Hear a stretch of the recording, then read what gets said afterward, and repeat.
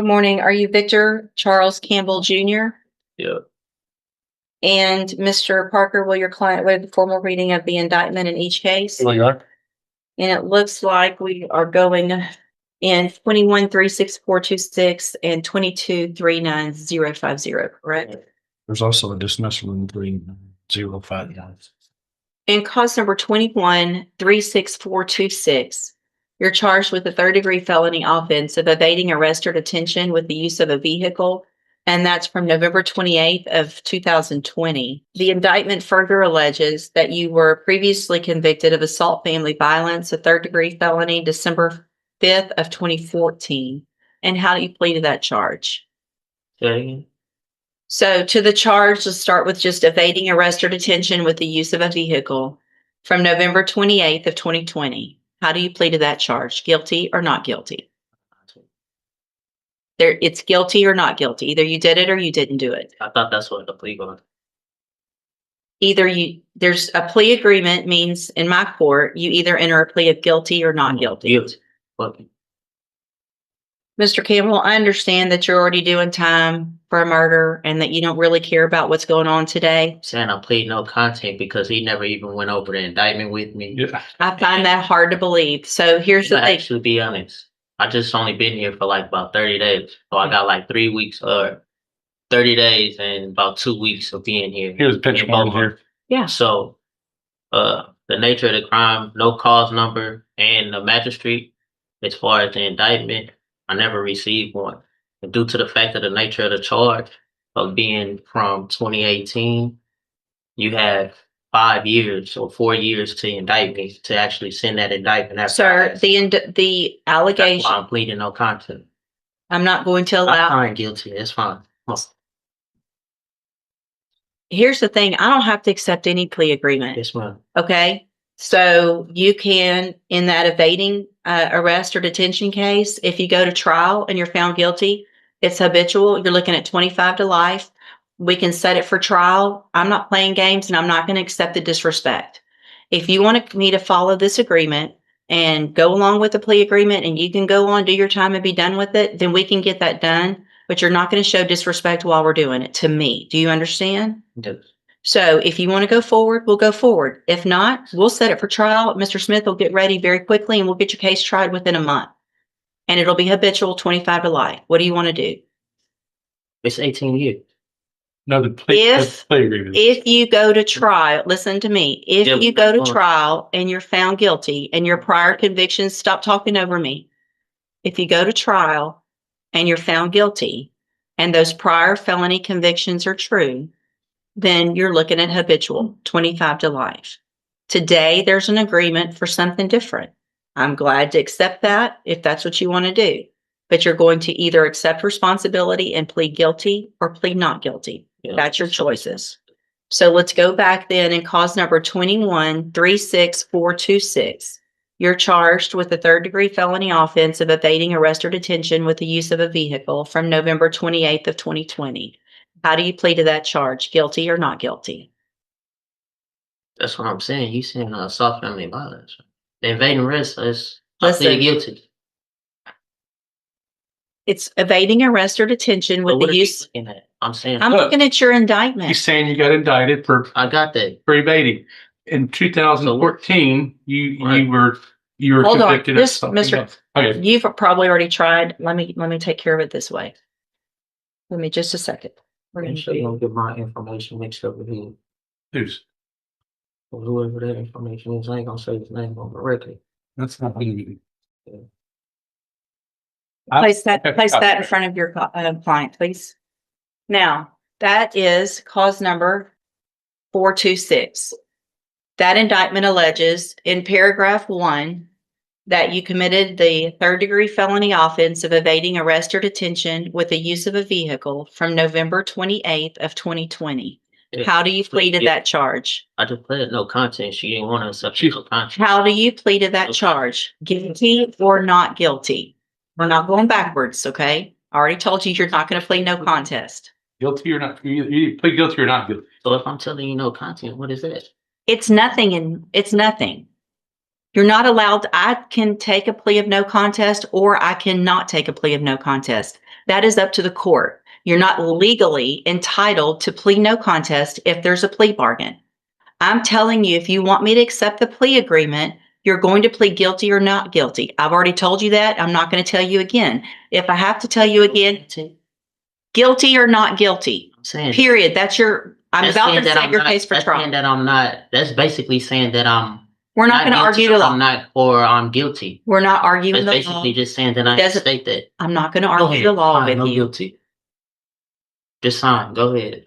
I don't. That's guilty. Go ahead. That's what y'all want anyway. Listen, I'm cool, ma'am. Just go ahead. Well, you're not. You're really not being cool, and you're making me very frustrated. Ma'am, I respect your call. Just go ahead and give me nothing here. Pleaded guilty. There you go. So you plead guilty to evading arrest or detention with use of a vehicle. Okay. The next count, the next paragraph that you're looking at says that you were previously convicted of assault family violence December 5th of 2014. Is that true or not true that you have that conviction on your record? Okay. And that's not the same. That's okay. As far as evading arrest, man. That's two different charges. So if you really want to be technical as far as being a habitual, that's called a repeated offender. But exactly, and that's listen. So, Mr. Campbell, that's wow. Thank you. Do you want to come sit up here and be the judge? You're so smart. I don't know. If you needed some help, man, I wouldn't mind. I feel like I might because I'm not understanding. Mr. Campbell, you're getting a deal to go on count one only, which makes you a repeat. I get that you've been through this before and you understand what's going on, but you're making this more difficult. If you go to trial, you could be habitual. Today, if we take this great plea agreement, it's repeat. I understand that. I've been doing this for 30 years. Okay? So, did you enter your plea of guilty freely and voluntarily? Guilty. Did anybody force you to plead guilty today? No. Okay. So I have let's go to the next case then. In cause number, and here's that indictment. And in this case, we're just going on count one. Count one only. So in this case, we're going on count one only. So it's just the offense of tampering with physical evidence, a second-degree felony from November 28th of 2020. And how do you plead to that charge? Guilty or not guilty? Pleading no contest, but guilty now. So are you pleading guilty to this charge? Yeah. Okay. And did anybody force you to plead guilty in cause number 2239050? We just answered it. I know. I have to ask you in each case. It's required by law. It's required by law that I ask you that in every case. Just pleaded guilty. Okay. And nobody forced you to do that, right? Speak up so the record can take it down. I think you did. You did, but let's go. So no. Okay. So I have in both of those cases here on the tablet some documents that have your signature on them that the state's marked as exhibit number 1. Before you signed those, did you go over them with Mr. Parker? The documents on the tablet, y'all have that? And do you understand if that you'll be waiving or giving any right to appeal? Yes or no, please. Do you understand that? And what we signed the document. Okay. You have to answer out loud, yes or no, so that the record's clear that you understand, that I know you understand what you signed. Okay. I'm not trying to, doesn't have to be that difficult. Just get in, get your deal and get out. You're making this way more difficult than it has to be. Do you also understand if you're not a U.S. citizen could result in your deportation, exclusion from admission to the country, or denial of naturalization under federal law? So what this is, I don't. I'm required to ask everyone that. Are you a U.S. citizen? Yeah. Okay. Is there any evidence that Mr. Campbell is not competent? No, you're not. Okay, Mr. Campbell, I'm going to find in each of your cases that you, Mr. Campbell, pay attention to me for a second, please. Oh, well, I ain't drinking. Mr. Campbell, you ready? Yeah. In cause number 2136426, I'm going to find that you entered your plea of guilty and true, freely and voluntarily. Find that you're mentally competent and you understand the nature and the consequences of your plea. Find sufficient evidence to find you guilty, and at this time, find you guilty of evading arrest or detention with the use of a vehicle. Find that prior conviction true. Sentence you in accordance with your agreement to a term of 18 years in the institutional division of the Texas Department of Corrections. You will receive credit on that sentence for any time that you've been in custody that the law gives you the right to receive. So can you say that on record? I'm It on the is. record. No, I'm saying say that how long I've been in custody. I don't know. I've been I don't have that in custody information. 5 years. Okay, you'll get all the credit that you are entitled to get by law. And cause number 2239050, also find that you entered your plea of guilty freely and voluntarily, find sufficient evidence to find you guilty, and at this time find you guilty of tampering with physical evidence, sentence you in accordance with your agreement to a term of 18 years in the institutional division of the Texas Department of Corrections. You will also receive credit on that sentence for any time that you've been in custody that the law gives you the right to receive.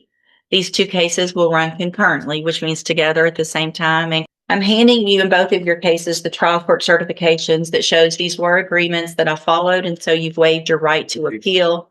I've also handed you a written admonishment regarding your ineligibility to possess a firearm or ammunition. Because of the judgments entered against you, you're ineligible under Texas law to possess a firearm or ammunition.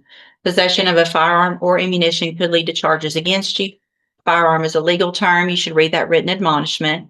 If you have any questions about the laws that make you ineligible to possess a firearm or ammunition or about how long it lasts, you can talk with your attorney. You can go back with the bailiff. So do I get my papers for my time served? Go back with the bailiff. Is you gonna bring me my papers for my time They served? have it in the jail. Excuse me? No, they have it at the jail. No.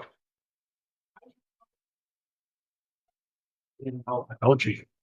You didn't tell me. Well, he wasn't that bad.